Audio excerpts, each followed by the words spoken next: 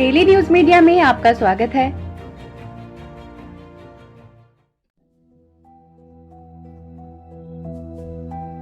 South Lebanon से United nation के 4 military observers के इंजर्ड होने की खबर आ रही है। जिस टाइम इन ऑब्जर्वर्स पर हमला हुआ, ये रैमेश नाम के एक टाउन में पेट्रोलिंग कर रहे थे। घायल होने वाले 4 ऑब्जर्वर्स में से एक लेबनानी भी है। सदर्न लेबनान में रैमेश नाम का इस्राएली बॉर्डर के पास एक टाउन है, जहां पर यूएन मिलिट्री ऑब्जर्वर्स लेबनानी मिलिट्री के साथ मिलकर इस क्षेत्र में शांति बनाए रखने के लिए तैनात किए गए हैं।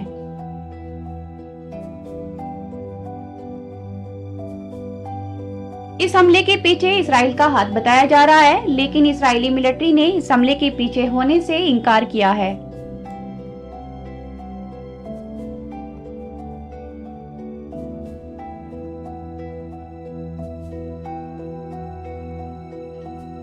अब बात करते हैं गाजा की। गाजा में इस्राएली मिलिट्री बड़ी संख्या में वहां के सिविलियंस का अपहरण कर रही है।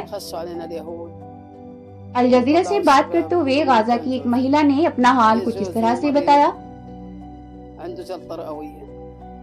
हम एक स्कूल में थे जब इसराइलियों ने हम पर हमला किया और हमारे सभी पुरुषों को बंधक बनाकर ले गए, जिनमें मेरे पति भी शामिल थे। मेरे पति डायबिटिक पेशेंट हैं। वो फेफड़े और दिल की बीमारियों से भी जूझ रहे हैं। इसराइली 18 साल से 50 साल के सभी पुरुषों का अपहरण करके ले गए हैं। मेरे पति 45 साल के हैं।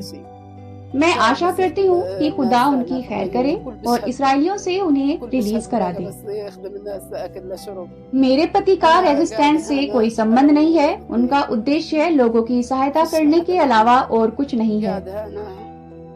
मैं यहाँ अपने 2 बच्चों के साथ हूँ। ये एक बहुत छोटी सी जगह है। मेरा एक बेटा है जो कि बहरा है। वो हर रोज कहता है कि मुझे मेरे पिता चाहिए और मुझे नहीं पता कि मैं क्या करूँ। मेरे पास साउथ में जाने के लिए पैसे नहीं है। मुझे नहीं पता कि साउथ में मैं जाऊं तो कहां जाऊं। मेरा बधिर बच्चा दिन रात अपने पिता के बारे में पूछता है। उसे उसके पिता की जरूरत है। ये सब सही नहीं है। मेरे पति बीमार हैं। इसराइली उन्हें उस समय अगवा करके ले गए जबकि उनके हाथों और पैरों पर सूजन आई हुई है। यहाँ तक कि उनसे चला भी नहीं जा रहा था। मैं खुदा की कसम खाकर कहती हूँ कि मेरे पति बेगुनाह हैं।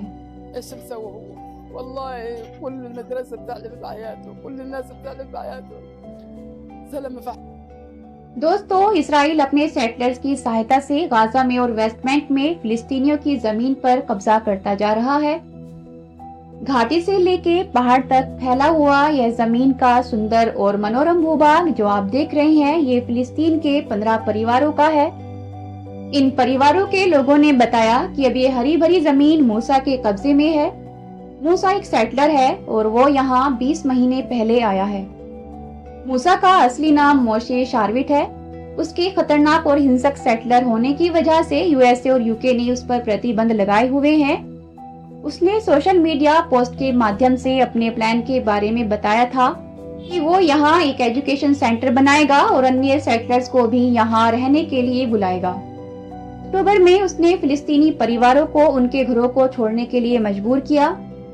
फिलिस्तीनी ने बताया, मूसा ने मुझ पर हमला किया और मुझसे मेरे पड़ोसी और मेरी पत्नी के बारे में पूछा।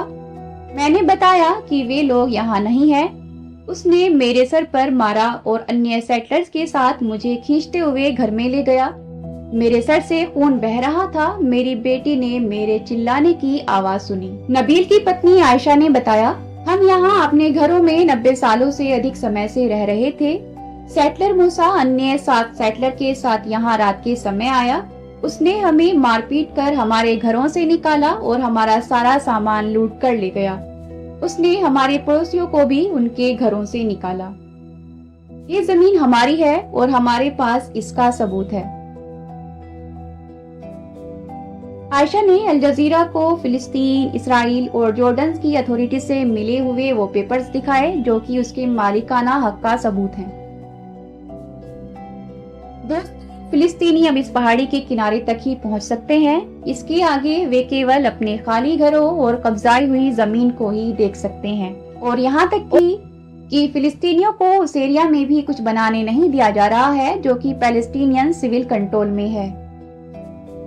अब फिलिस्तीन के वेस्ट बैंक के ये लोग, जिनको उनके घरों से इजरायली सेटलर्स ने निकाल दिया है और उनकी संपत्ति पर कब्जा कर लिया है, ये लोग मेटल के घरों में रहने के लिए मजबूर हैं और चैरिटी पर अपनी जिंदगी गुजारने के लिए मजबूर हैं।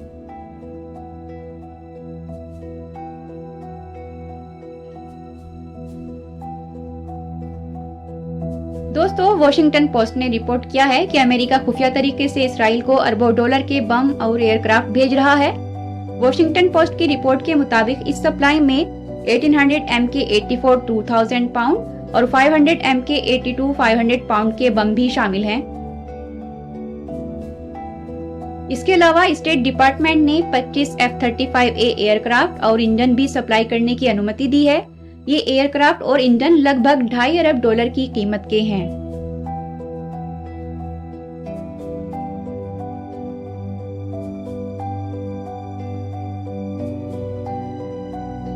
दोस्तों, यूएसए के सपोर्ट से इसराइल का आतंक फिलिस्तीनियों के ऊपर जारी है और अरब देश इसराइल के कदमों में झुके हुए इसराइल के साथ अपने रिश्तों को मधुर बनाने में लगे हुए हैं।